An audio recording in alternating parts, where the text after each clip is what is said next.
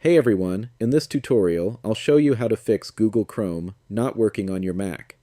If Chrome is not opening, crashing, or not loading pages, don't worry.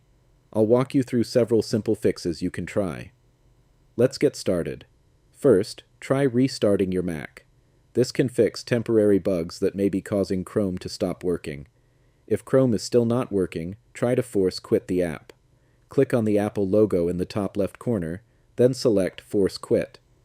Choose Google Chrome, then click Force Quit. After that, reopen Chrome. Next, check your internet connection. Make sure your Wi-Fi is working properly and that other apps can access the internet. If your connection is fine, try clearing Chrome cache and data. Open Chrome, click on the three dots in the top right corner, then select Settings. Go to Privacy and Security, then click on Delete Browsing Data. Choose Cached Images and Files, then click Delete from this device. Another common fix is to disable extensions. In Chrome, go to Extensions and turn off all extensions. Then restart Chrome and see if the issue is resolved.